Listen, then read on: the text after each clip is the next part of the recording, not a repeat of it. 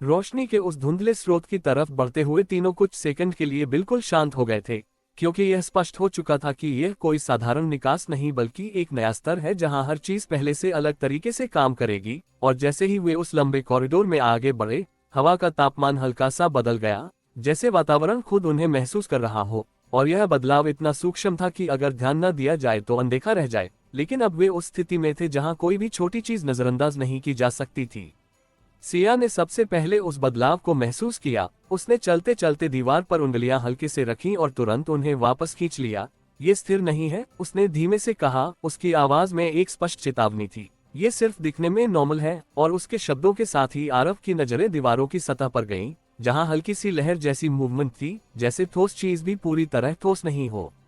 Corridor लंबा था, लेकिन उसकी लंबाई सीधी नहीं लग रही थी, जैसे हर कुछ कदम पर दूरी थोड़ी बदल जाती हो। और यही पहली असामान्यता थी जिसे आरव ने पकड़ लिया।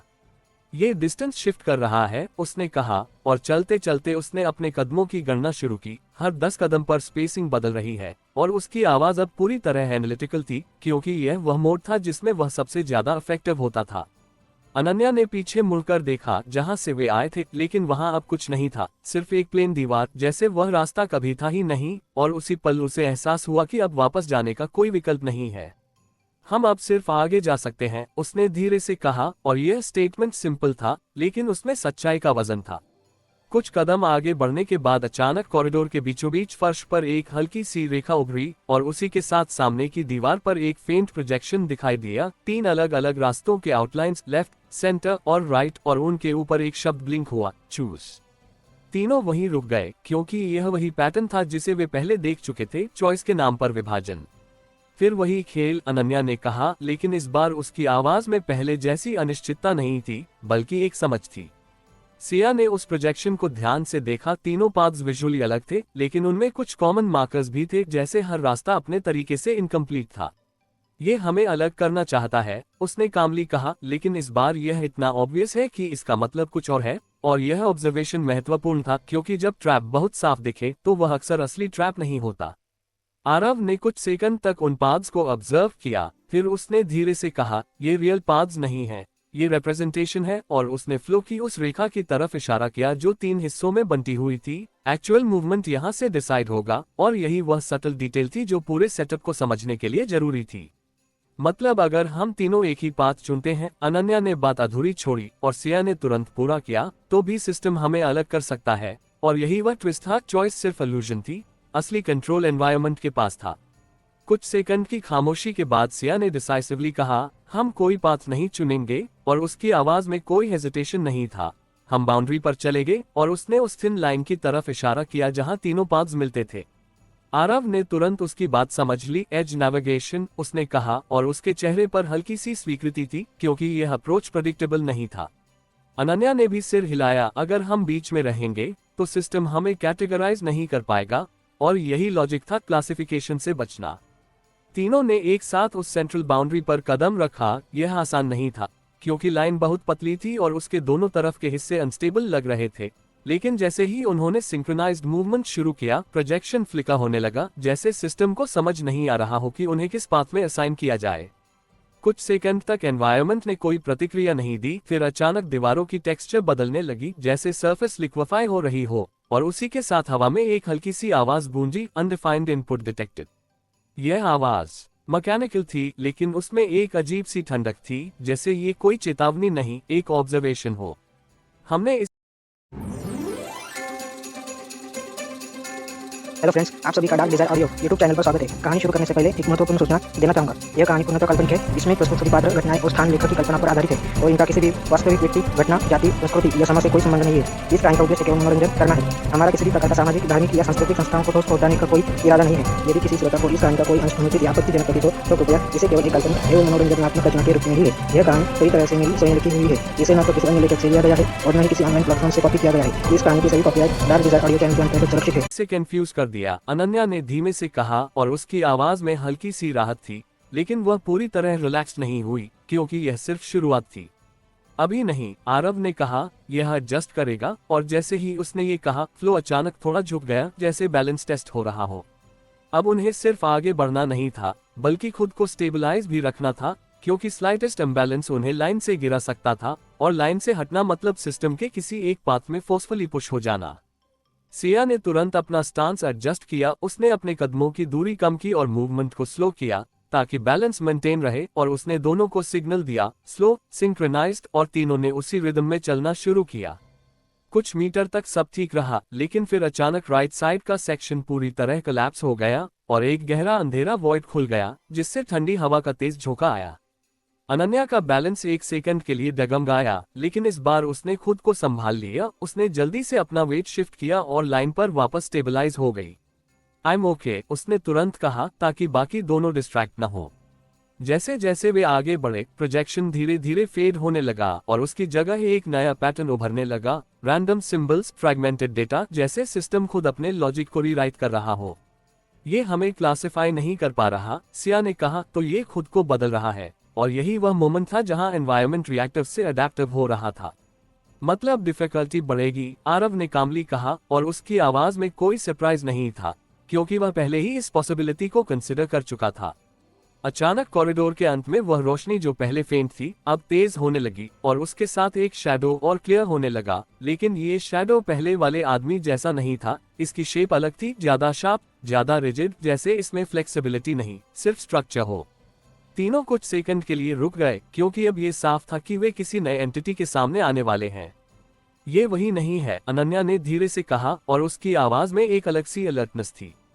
हाँ, सिया ने कहा, और शायद यह वही है जिसने सिस्टम ओवरराइड किया, और यह कंक्लूजन लॉजिकल था, क्योंकि पहले वाला ऑर्केस्ट्रेटर खुद कंट्रोल लूज कर चुका था। आरव ने उस शैडो को ध्यान से देखा, उसकी मूवमेंट मिनिमल थी, ऑलमोस्ट स्टैटिक, जैसे वह एनवायरनमेंट से अलग नहीं, उसका हिस्सा हो। यह इंटरैक्ट नहीं करेगा, यह एग्जीक्यूट करेगा, उसने कहा, और यही फर्क था, पहले वाला ऑब्जर्व करता था, यह हैक करेगा। जैसे ही वे उस शैडो के करीब पहुंचे, फ्लो अचानक स्टेबल हो गया, कोई वाइब्रेशन नहीं, कोई शिफ्ट नहीं, जैसे सिस्टम ने खुद को एक मोमेंट के लिए फ्रीज कर लिया हो, और उसी के साथ वह शैडो पूरी तरह सामने आ गया। उसका चेहरा साफ नहीं था, बस एक आउटलाइन, लेकिन उसकी प्रेजेंस भारी थी, जैसे उसके आसपास की हवा भी डेंस हो गई हो। कुछ सेकंड की खामोशी के बाद उसने पहली बार बोला, अडैप्टिव अनोमली कंफर्म्ड, और उसकी आवाज पूरी तरह मैकेनिकल थी, कोई इमोशन नहीं, कोई मॉड्यूलेशन नहीं, सिर्फ स्टेटमेंट। तीनों ने एक दूसरे की तरफ देखा, यह अब स्पष्ट था कि यह एंटिटी ऑर्केस्ट्रेटर जैसी नहीं है, यह उससे अलग है, शायद ज्यादा एडवांस, शायद ज्यादा डेंजरस। तुम कौन हो? सिया ने सीधे पूछा, लेकिन इस बार जवाब तुरंत नहीं आया। वह एंटिटी कुछ सेकंड तक स्थिर रही, फिर बोली, control layer activated, objective correction. और यह शब्द करेक्शन सबसे ज्यादा अनसेटलिंग था, क्योंकि इसका मतलब था कि उनके जैसे एलिमेंट्स को यह सिस्टम एरर मान रहा है। आरव ने एक कदम आगे बढ़ाया, हम एरर नहीं है, उसने कहा, और उसकी आवाज स्टेडी थी, हम वेरिएबल हैं, और यह वही लाइन थी जो ऑर्केस्ट्रेटर ने कही थी, लेकिन अब कॉन्टेक्स्ट बदल चुका था। एंटिटी ने तुरंत जवाब नहीं दिया, उसने कुछ सेकंड तक उन्हें ऑब्जर्व किया, जैसे वह उनके बिहेवियर को प्रोसेस कर रही हो, फिर बोली, variable detected, stability compromise, correction required. और उसी पल फ्लो के नीचे से एक नई वाइब्रेशन शुरू हुई, धीमी लेकिन लगातार, जैसे कुछ एक्टिवेट हो रहा हो। सिया ने तुरंत कहा, ये हमें एलिमिनेट करेगा, और उसकी आवाज में अब अर्जेंसी थी, क्योंकि यह एंटिटी बातचीत के लिए नहीं बनी थी। तो हम इसे रोकेंगे नहीं, बाईपास करेंगे, आरव ने कहा, और उसने तुरंत आसपास के स्ट्रक्चर को स्कैन किया, कहीं कोई वीक पॉइंट, कोई अल्टरनेट पाथ, और उसे एक नैरो साइड ओपनिंग दिखाई दी, जो अभी तक विजिबल नहीं थी। वहां उसने इशारा किया, और तीनों ने एक साथ उस दिशा में मूव किया। लेकिन जैसे ही उन्होंने कदम बढ़ाया, एंटिटी ने तुरंत रिएक्ट किया, फ्लो के कुछ हिस्से अचानक रिजिड हो गए, और कुछ हिस्से लिक्विड की तरह शिफ्ट होने लगे, जैसे वह उनके मूवमेंट को ब्लॉक करने की कोशिश कर रही हो। ये फास्टर है, अनन्या ने कहा, और उसकी आवाज में अब टेंशन था। तो हम भी फास्टर होंगे, सिया ने तुरंत जवाब दिया, और इस बार उन्होंने हेजिटेशन पूरी तरह छोड़ दी, मूवमेंट शार्प, डिसाइसिव और कंटिन्यूअस था। कुछ सेकंड की इंटेंस मूवमेंट के बाद वे उस साइड ओपनिंग तक पहुंच गए, और बिना रुके उसके अंदर घुस गए। पीछे से एंटिटी की आवाज फिर गूंजी, करेक्शन इनकम्प्लीट, ट्रैकिंग इनिशिएटेड। और ये लाइन सिर्फ एक स्टेटमेंट नहीं थी, ये वार्निंग थी कि यह खत्म नहीं हुआ है। ओपनिंग के अंदर एक नया स्पेस था, छोटा लेकिन स्टेबल, और जैसे ही वे अंदर आए, पीछे का रास्ता बंद हो गया, जैसे सिस्टम ने उन्हें टेम्पररी आइसोलेट कर दिया हो। तीनों कुछ सेकंड तक वहीं खड़े रहे, हैवी ब्रीदिंग, तेज हार्ट बीट, लेकिन साथ में एक बात क्लियर थी, यह अब सिर्फ ऑर्केस्ट्रेटर का गेम नहीं रहा। सिया ने धीरे से कहा, अब हम दो सिस्टम्स के बीच हैं, और उसकी आवाज में क्लैरिटी थी, ये सिर्फ फाइट नहीं, लेड वो है। आरव ने सिर हिलाया, और दोनों हमें अपने तरीके से कंट्रोल करना चाहते हैं, और यही असली चैलेंज था, दोनों से बचते हुए आगे बढ़ना। अनन्या ने दोनों की तरफ देखा, और इस बार उसके शब्दों में डर नहीं, डिटर्मिनेशन था। तो हम किसी के रूल्स पर नहीं खेलेंगे, और यह वही पॉइंट था जहां वे अब सिर्फ रिएक्ट नहीं, डिफाइन करने वाले थे। और उसी पल उस छोटे स्पेस की सामने वाली दीवार धीरे धीरे खुलने लगी, और उसके पीछे एक बिल्कुल अलग एनवायरनमेंट दिखाई दिया, क्लीन, स्ट्रक्चर्ड और पूरी तरह साइलेंट, जैसे केओस के बाद कंट्रोल का इल्यूजन हो। और शायद यही अगला ट्रैप था।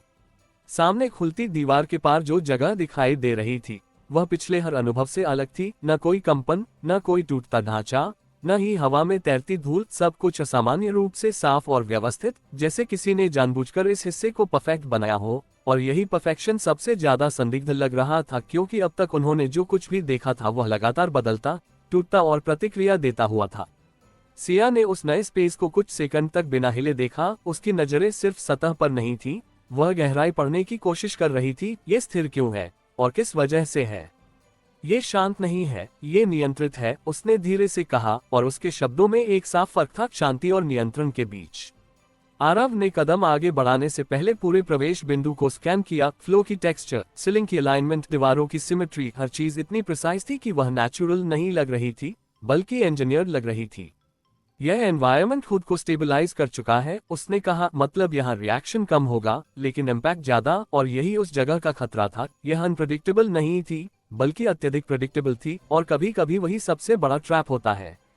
अनन्या ने पीछे मुड़कर देखा, जहां से वे आए थे। वह ओपनिंग अब पूरी तरह बंद हो चुकी थी, जैसे उन्होंने एक फेस छोड़ दिया हो और अब वापसी का कोई रास्ता न हो। अब हम पूरी तरह अंदर हैं, उसने धीरे से कहा, और उसकी आवाज में अब डर नहीं, एक तरह की स्वीकार्यता थी। तीनों धीरे धीरे उस नए स्पेस में आगे बढ़े। यह एक बड़ा हॉल था, लेकिन खाली नहीं। दीवारों के साथ पैरेलल चलती थिन लाइट स्ट्रिप्स, बीच में परफेक्टली अलाइंड फ्लोर टाइल्स, और सबसे आगे एक एलिवेटेड प्लेटफॉर्म, जिस पर कुछ दिखाई नहीं दे रहा था, लेकिन उसकी प्रेजेंस ही सेंटर को डिफाइन कर रही थी। जैसे ही उन्होंने कुछ कदम अंदर लिए, पीछे की दीवार पूरी तरह सील हो गई, और उसी के साथ पूरे हॉल में एक हल्की सी ध्वनि गूंजी, ना तेज ना धीमी, बस इतनी कि यह महसूस हो जाए कि सिस्टम अब अवेयर है। ये जगह हमें देख रही है, अनन्या ने कहा, और उसकी नजरें ऊपर सीलिंग की तरफ गईं, जहां कोई विजिबल कैमरा नहीं था, लेकिन फिर भी एक प्रेजेंस महसूस हो रही थी। यह ऑब्जर्वेशन नहीं, अवैल्यूएशन है, सिया ने जवाब दिया, और उसने आगे बढ़ते हुए फ्लो की एक टाइल पर हल्का सा दबाव डाला। कोई इमीडिएट रिएक्शन नहीं, लेकिन कुछ सेकंड बाद उस टाइल के नीचे की लाइट स्ट्रिप हल्की सी चमकी। डिलेड रिस्पॉन्स, आरव ने तुरंत कहा। ये तुरंत रिएक्ट नहीं करता, एनालाइज करता है, और यही इस सिस्टम की सबसे बड़ी खासियत थी। यह इम्पल्सिव नहीं था। कुछ कदम और आगे बढ़ते ही सामने की दीवार पर अचानक एक स्मूथ ट्रांजिशन के साथ एक स्क्रीन उभरी, बिना किसी ग्लिच, बिना किसी फ्लिकर के, जैसे ये पहले से ही वहां मौजूद थी, बस विजिबल नहीं थी। उस स्क्रीन पर कोई इमेज नहीं थी, सिर्फ एक single line, stability layer active, और उसके नीचे एक धीमी सी पल्स चल रही थी, जैसे सिस्टम खुद अपनी स्थिति मॉनिटर कर रहा हो। ये वही दूसरा एंटिटी है, सिया ने कहा, जो करेक्शन की बात कर रहा था, और उसकी आवाज में अब डाउट नहीं था। ये वही लेयर थी जो पहले वाले सिस्टम को ओवरराइड कर चुकी थी। आरव ने स्क्रीन को ध्यान से देखा। ये हमें टेस्ट नहीं करेगा, ये हमें क्लासिफाई करेगा, उसने कहा, और यह फर्क बहुत बड़ा था। टेस्ट में चांस होता है, क्लासिफिकेशन में जजमेंट। मतलब, अनन्या ने पूछा, और उसने उसकी तरफ देखा। मतलब ये तय करेगा कि हम थ्रेट हैं या एक्सेप्टेबल। और यही वह मोमेंट था जहां स्टेक्स बदल गए थे। अब ये सर्वाइवल से ज्यादा आइडेंटिटी का सवाल था। जैसे ही वे उस एलिवेटेड प्लेटफॉर्म के करीब पहुंचे, फ्लो के कुछ हिस्से हल्के से अलग होने लगे, जैसे इनविजिबल बाउंड्रीज बन रही हो, और 3 अलग अलग जोन्स डिफाइन हो गए। लेकिन इस बार कोई चूज नहीं था, कोई निर्देश नहीं था, बस साइलेंट सेपरेशन। ये हमें खुद से अलग कर रहा है, अनन्या ने कहा, और उसकी आवाज में हल्की सी टेंशन थी। नहीं, सिया ने तुरंत कहा, ये हमें देख रहा है कि हम कैसे रिएक्ट करते हैं, और उसने जानबूझकर अपने कदम उस बाउंड्री के पार रखे, जैसे वह उस इनविजिबल डिवीजन को स्वीकार नहीं कर रही हो। कुछ सेकंड तक कुछ नहीं हुआ, फिर अचानक उस बाउंड्री के पास की लाइट स्ट्रिप तेज हो गई, और एक सॉफ्ट लेकिन फर्म आवाज पूरे हॉल में गूंजी, बाउंड्री वायलेशन डिटेक्टेड। आवाज मैकेनिकल थी, लेकिन उसमें एक ठंडी निश्चितता थी। तो ये रूल्स सेट कर रहा है, आरव ने कहा, लेकिन हमें रूल्स फॉलो करने की जरूरत नहीं है। और उसने भी डेलिबरेटली उस बाउंड्री को क्रॉस किया ताकि सिस्टम को एक क्लियर सिग्नल मिले, वे पैसिव नहीं है। इस बार रिएक्शन तेज था, फ्लो के नीचे से हल्की सी वाइब्रेशन आए और प्लेटफॉर्म के आसपास की हवा थोड़ी हैवी हो गई, जैसे प्रेशर बढ़ रहा हो। ये हमें फोर्स नहीं कर रहा, प्रेशर क्रिएट कर रहा है, सिया ने कहा, और उसने तुरंत एक डिसीजन लिया, हम बाउंड्रीज इग्नोर नहीं करेंगे, लेकिन डिफाइन भी हम ही करेंगे। और उसने अपनी पोजीशन एडजस्ट की, ऐसे कि वे तीनों अलग जोन्स में होते हुए भी एक ट्रायंगल फॉर्मेशन में जुड़े रहें। कुछ सेकंड बाद प्रेशर स्टेबलाइज हो गया, जैसे सिस्टम ने इस नई कॉन्फ़िगरेशन को एक्सेप्ट कर लिया हो। स्क्रीन पर टेक्स्ट बदला, अडैप्टिव रिस्पॉन्स एक्नॉलेज, और यही पहला संकेत था कि उन्होंने इस लेयर के साथ भी इंटरैक्शन एस्टैब्लिश कर लिया है। अनन्या ने धीरे से कहा, ये हमसे सीख रहा है, और उसकी आवाज में अब एक नई समझ थी, ये सिर्फ उन्हें एवेल्युएट नहीं कर रहा, ये खुद भी इवॉल्व हो रहा है। अचानक स्क्रीन पर मल्टीपल डेटा स्ट्रीम्स उभरने लगे, उनके मूवमेंट्स, उनके प्रीवियस डिसीजंस, उनके इंटरैक्शंस, सब कुछ एक स्ट्रक्चर्ड फॉर्मेट में दिखने लगा, जैसे सिस्टम उन्हें डाइसेक्ट कर रहा हो। ये हमें पढ़ रहा है, आरव ने कहा, और उसने उन पैटर्न्स को मैच करना शुरू किया, हर डिसीजन को वेट दे रहा है, और यही वह प्रोसेस था, जजमेंट इन प्रोग्रेस। फिर स्क्रीन पर एक नई लाइन उभरी, कॉन्फ्लिक्ट वेरिएबल्स आइडेंटिफाइड, और उसके साथ 3 अलग अलग सेगमेंट्स हाईलाइट हुए, स्ट्रैटेजी, इमोशन और अनसर्टेनिटी, और हर सेगमेंट के नीचे उनके एक्शंस के एग्जाम्पल्स। ये हमें कैटेगरीज में बांट रहा है, सिया ने कहा, और उसकी आवाज में अब अर्जेंसी थी, क्योंकि क्लासिफिकेशन का मतलब प्रेडिक्शन होता है, और प्रेडिक्शन मतलब कंट्रोल, तो हमें अनप्रेडिक्टेबल रहना होगा, अनन्या ने कहा, और इस बार उसकी बात सिर्फ सजेशन नहीं थी, सोल्यूशन था। हाँ, आरव ने तुरंत कहा, लेकिन रैंडम नहीं, इंटेंशनल अनप्रेडिक्टेबिलिटी, और यही की था, सिस्टम को कंफ्यूज करना, बिना खुद को लूज किए। उन्होंने तुरंत अपनी मूवमेंट और इंटरैक्शन पैटर्न बदल दिए, जहां पहले वे सिंक्रोनाइज थे, अब वे स्लाइटली आउट ऑफ सिंक हो गए। जहां पहले डिसीजंस लॉजिकल फ्लो में थे, अब वे ओकेजनली अनएक्सपेक्टेड चॉइसेस लेने लगे, लेकिन हर मूव के पीछे अवेयरनेस थी। कुछ ही सेकंड में स्क्रीन के डेटा स्ट्रीम्स में फ्लक्चुएशंस दिखने लगे, कुछ पैटर्न्स ब्रेक हुए, कुछ वैल्यूज अनस्टेबल हुई।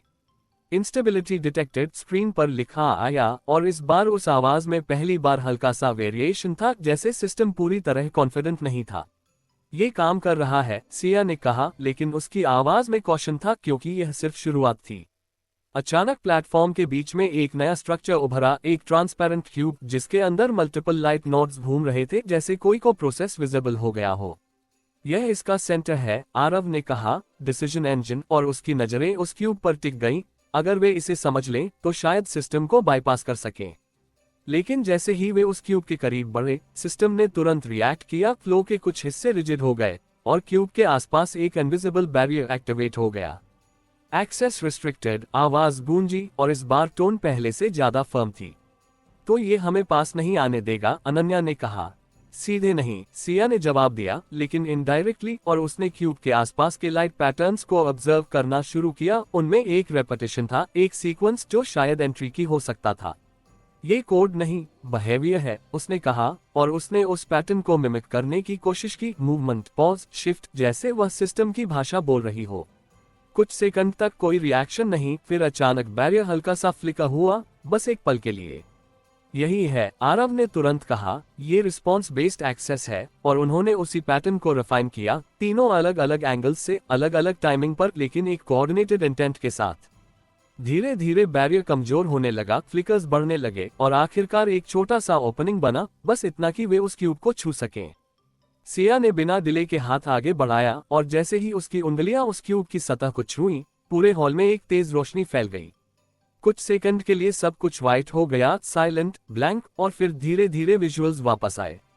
स्क्रीन पर नई लाइन उभरी, पार्शियल एक्सेस ग्रांटेड, लेकिन उसके नीचे एक और लाइन ब्लिंक हुई, एक्सटर्नल ओवरराइड इंक्रीजिंग। तीनों ने एक साथ उस लाइन को देखा, और उसी पल क्यूब के अंदर के नोड्स तेजी से घूमने लगे, जैसे सिस्टम खुद डेस्टेबलाइज हो रहा हो।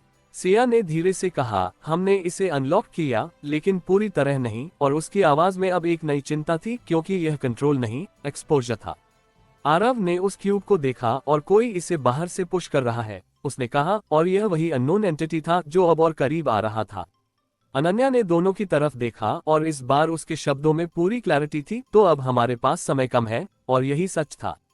हॉल की रोशनी फिर से बदलने लगी, और दूर, उस प्लेटफॉर्म के पीछे, एक नया दरवाजा खुलने लगा, लेकिन इस बार उसके पीछे से जो एनर्जी आ रही थी वह पहले से अलग थी, ज्यादा इंटेंस और ज्यादा खतरनाक। दरवाजे के उस पार से आती तीखी, लगभग चुभती हुई ऊर्जा पूरे हॉल में फैलने लगी थी, और उस ऊर्जा का असर सिर्फ रोशनी या हवा पर नहीं बल्कि उनके सोचने के तरीके पर भी पड़ रहा था। जैसे दिमाग के भीतर की गति अचानक तेज हो गई हो और हर संभावना एक साथ सामने आने लगी हो, लेकिन उसी के साथ गलत निर्णय का खतरा भी उतना ही बढ़ गया था। और यही इस नए स्तर की सबसे बड़ी चुनौती थी, स्पष्टता और भ्रम का एक साथ मौजूद होना। सिया ने एक पल के लिए आंखें बंद की और खुद को स्थिर किया, क्योंकि वह जानती थी कि अगर उसने इस तेज होती मानसिक गति को नियंत्रित नहीं किया तो यह उसे गलत दिशा में ले जा सकती है। और जब उसने आंखें खोली तो उसकी नजर सीधे उस नए खुले दरवाजे पर थी, जहां से हल्की हल्की चमकती हुई धारियां बाहर आ रही थीं, जैसे कोई अदृश्य प्रवाह लगातार बाहर निकल रहा हो। ये सिर्फ एक और ले नहीं है, उसने धीमे से कहा। उसकी आवाज स्टेडी थी लेकिन उसके भीतर की गंभीरता साफ महसूस हो रही थी। ये कंट्रोल का केंद्र हो सकता है। और उसके शब्दों ने तुरंत आरव का ध्यान शार्पन कर दिया। उसने उस डोवे के आसपास की संरचना को ध्यान से देखा। कोई विजिबल मैकेनिज्म नहीं, कोई पारंपरिक सिक्योरिटी नहीं, बस एक स्मूथ ट्रांजिशन, जैसे ये जगह खुद अपने अंदर एक और डायमेंशन खोल रही हो। या फिर यह वह जगह है जहां कंट्रोल टूटता है, उसने कहा। और ये दूसरी संभावना उतनी ही खतरनाक थी, क्योंकि अगर यह इंस्टेबिलिटी का स्रोत है तो उसमें प्रवेश करना मतलब सीधे केओस के बीच जाना। अनन्या ने उस डोवे को देखा। उसकी आंखों में अब डर नहीं था, लेकिन एक इंटेंस फोकस था, क्योंकि वह अब समझ चुकी थी कि हर अगला कदम उसे पहले से ज्यादा गहराई में ले जाएगा।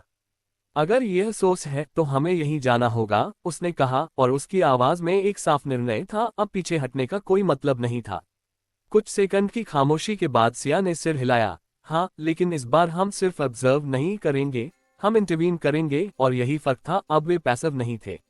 जैसे ही तीनों उस डोवे के करीब पहुंचे, उनके आसपास की हवा भारी होने लगी, जैसे दबाव बढ़ रहा हो, और हर कदम के साथ वह दबाव थोड़ा और गहरा हो रहा था। लेकिन उन्होंने अपनी गति नहीं रोकी। जैसे ही उन्होंने थ्रेशहोल्ड पार किया, तुरंत ही एनवायरनमेंट बदल गया। यह कोई हॉल नहीं था, बल्कि एक विशाल लेड स्पेस था, जहां हर दिशा में ओवरलैपिंग स्ट्रक्चर्स दिखाई दे रहे थे, जैसे मल्टीपल कॉरिडोर्स एक दूसरे के भीतर एग्जिस्ट कर रहे हो और हर लेयर स्लाइटली अलग गति से मूव कर रही हो। ये मल्टी लेयर्ड स्पेस है, आरव ने कहा। उसकी आंखें तेजी से हर डायरेक्शन को स्कैन कर रही थी, और हर लेयर इंडिपेंडेंट नहीं है, इंटरकनेक्टेड है, और यही इस जगह को जटिल बनाता था। सिया ने तुरंत उस मूवमेंट को ऑब्जर्व करना शुरू किया। कुछ लेयर्स स्लो थी, कुछ तेज, कुछ अचानक डायरेक्शन बदल रही थी, और उसी दौरान उसने एक सटल पैटर्न पकड़ने की कोशिश की। कौन सी लेयर किसके साथ सिंक होती है और कहाँ मिसमैच होता है। ये रैंडम नहीं है, उसने कहा, ये ओवरलैपिंग साइकिल्स हैं। और उसने एक स्पेसिफिक पॉइंट की तरफ इशारा किया जहां दो लेयर्स कुछ सेकंड के लिए अलाइन हुई, फिर अलग हो गईं। यही विंडो है, उसने कहा, जहां हम मूव कर सकते हैं। लेकिन जैसे ही उन्होंने पहला कदम आगे बढ़ाया, पूरी स्ट्रक्चर ने तुरंत प्रतिक्रिया दी। कुछ लेयर्स की गति तेज हो गई, कुछ अचानक शिफ्ट हो गईं, जैसे एनवायरनमेंट खुद उनकी प्रेजेंस के अनुसार एडजस्ट हो रहा हो। यह अडैप्टिव है, अनन्या ने कहा, और उसकी आवाज में अब एक्साइटमेंट और टेंशन दोनों थे। ये सिर्फ देख नहीं रहा, रिएक्ट कर रहा है। और यही इस जगह की असली कॉम्प्लेक्सिटी थी। तो हम इसे प्रेडिक्टेबल नहीं होने देंगे, आरव ने कहा। और उसने मूवमेंट स्ट्रैटेजी तुरंत बदल दी। सीधे पाथ पर जाने के बजाय उसने जिग जैग पैटर्न चुना, जहां हर कदम अलग दिशा में था, ताकि सिस्टम को क्लियर ट्रेजेक्टरी न मिले। सिया ने तुरंत उसका साथ दिया। उसने लेयर्स के अलाइनमेंट को पढ़ते हुए छोटे छोटे जंप्स लिए, और अनन्या ने दोनों के बीच बैलेंस बनाए रखा, ताकि कोई भी अकेला आइसोलेट न हो। कुछ सेकंड तक सब स्मूथ चला, लेकिन फिर अचानक एक लेयर पूरी तरह शिफ्ट हुई और उनके नीचे का सपोर्ट गायब हो गया, और उसी पल उन्हें खुद को संभालते हुए दूसरे लेयर पर जंप करना पड़ा। यह कोई प्लान मूव नहीं था, यह इंस्टेंट रिएक्शन था, और यही इस जगह की सबसे बड़ी मांग थी, इंस्टेंट अडेप्टेशन। ये हमें पुश कर रहा है, अनन्या ने कहा। उसकी सांस थोड़ी तेज थी, लेकिन उसकी आवाज कंट्रोल में थी। अचानक सामने एक ब्राइट नोड उभरा, बाकी लेयर्स से अलग, स्टेबल लेकिन इंटेंसली ग्लोइंग। वह एंकर पॉइंट है, सिया ने तुरंत कहा। अगर हम वहां पहुंच जाएं, तो शायद कंट्रोल मिल सकता है। और उसकी आंखों में अब डायरेक्शन साफ थी। या फिर वह ट्रैप है, आरव ने कामली जोड़ा, लेकिन उसने मूवमेंट नहीं रोकी, क्योंकि अब रिस्क लेना अनअवॉइडेबल था। तीनों ने उस नोड की तरफ मूव करना शुरू किया, लेकिन इस बार एनवायरनमेंट ने और अग्रेसिव रिएक्शन दिया। लेयर्स की गति अनप्रेडिक्टेबली बदलने लगी। कुछ सेक्शंस अचानक कोलैप्स हो रहे थे, और कुछ नए पाथ्स खुल रहे थे, जैसे सिस्टम उन्हें रोकने के लिए खुद को लगातार रीशेप कर रहा हो। ये हमें डिले कर रहा है, सिया ने कहा, क्योंकि हम सही दिशा में हैं और यह कंफर्मेशन था कि वे टारगेट के करीब हैं। कुछ इंटेंस सेकंड्स के बाद वे उस ग्लोइंग नोड के करीब पहुंच गए। यह एक फ्लोटिंग स्फीयर था जिसके अंदर डेटा स्ट्रीम्स घूम रहे थे, तेज, केओटिक, लेकिन फिर भी स्ट्रक्चर्ड। ये को नहीं, एक्सेस पॉइंट है, आरव ने कहा, कंट्रोल लेयर का एंट्री, और उसकी नजरें उस स्फीयर पर टिक गईं। लेकिन जैसे ही उन्होंने उसे छूने की कोशिश की, एक तेज एनर्जी पल्स निकली और उन्हें पीछे धकेल दिया, इतना कि वे तीनों अलग अलग डायरेक्शंस में स्लाइड हो गए। ये डायरेक्ट एक्सेस अलाउ नहीं करेगा, अनन्या ने कहा, और उसने अपने हाथ को देखा। हल्की सी झंझनाहट थी, जैसे एनर्जी ने उसे रिजेक्ट किया हो। तो हमें इसे फोर्स नहीं करना, सिया ने कहा, हमें इसके साथ सिंक होना होगा। और उसने उस स्फीयर के अंदर के पैटर्न्स को ध्यान से देखना शुरू किया। उनमें एक रिदम थी, तेज लेकिन रिपीट होती हुई। ये लैंग्वेज है, उसने कहा, सिस्टम की, और उसने उस पैटर्न को मिमिक करने की कोशिश शुरू की। मूवमेंट, पॉज, टाइमिंग, सब कुछ उसी सीक्वेंस में। आरव ने तुरंत उस अप्रोच को सपोर्ट किया। उसने पैरेलल ट्रैकिंग शुरू की ताकि कोई डिविएशन तुरंत पकड़ा जा सके, और अनन्या ने तीसरे एंगल से उसी रिदम को फॉलो किया। तीनों एक सिंक्रोनाइज्ड लेकिन अलग अलग रोल में। कुछ सेकंड तक कोई रिएक्शन नहीं, फिर अचानक स्फीयर की ग्लो हल्की सी स्टेडी हुई, जैसे उसने उन्हें रिकॉग्नाइज किया हो। रिस्पॉन्स मिल रहा है, आरव ने कहा, और उसकी आवाज में अब अर्जेंसी थी। कंटिन्यू, क्योंकि यह विंडो छोटा था। उन्होंने पैटर्न को और रिफाइन किया, टाइमिंग परफेक्ट करने की कोशिश, और अचानक स्फीयर की सरफेस पर एक थिन ओपनिंग उभरी, बस एक सेकंड के लिए। सिया ने तुरंत उस मोमेंट को पकड़ा और अपना हाथ आगे बढ़ाया। इस बार एनर्जी पल्स नहीं आया, बल्कि एक तेज फ्लैश हुआ, और उसी पल पूरे लेड स्पेस ने एक झटका लिया, जैसे सिस्टम के अंदर कुछ बदल गया हो। स्क्रीन जैसा एक ओवले उनके सामने उभरा। Access granted, level 3 node. लेकिन उसके नीचे एक और लाइन ब्लिंक हुई, एक्सटर्नल ओवरराइड क्रिटिकल। तीनों ने एक साथ उस लाइन को देखा, और उसी पल पूरे एनवायरनमेंट की गति अचानक दोगुनी हो गई। लेयर्स अनकंट्रोलेबली शिफ्ट होने लगी, और वह स्फीयर जो अभी स्टेबल हुआ था, अब तेजी से डिस्टॉर्ट होने लगा। हमने एक्सेस लिया, लेकिन किसी और ने कंट्रोल पुश कर दिया, सिया ने कहा, और उसकी आवाज में अब अर्जेंसी थी। आरव ने तुरंत कहा, तो अब हमें डिसाइड करना होगा, कंट्रोल लेना है या सर्वाइव करना है। और यही असली डिलेमा था, क्योंकि दोनों एक साथ करना शायद संभव नहीं था। अनन्या ने दोनों की तरफ देखा कुछ सेकंड, और फिर कहा, अगर हम सर्वाइव करेंगे तो फिर से यही होगा। और उसके शब्दों में क्लैरिटी थी, तो हमें कंट्रोल लेना होगा। और यही वह मोमेंट था जहां डिसीजन लिया गया, रिस्क के साथ। सिया ने धीरे से सिर हिलाया, तो हम इसे स्टेबलाइज करेंगे। और उसने उस टूटते हुए स्फीयर की तरफ कदम बढ़ाया, इस बार बिना हेजिटेशन के, क्योंकि अब पीछे हटना ऑप्शन नहीं था। और उसी पल एनवायरनमेंट ने अपनी सबसे अग्रेसिव रिएक्शन शुरू कर दी, जैसे पूरा सिस्टम उन्हें रोकने की आखिरी कोशिश कर रहा हो।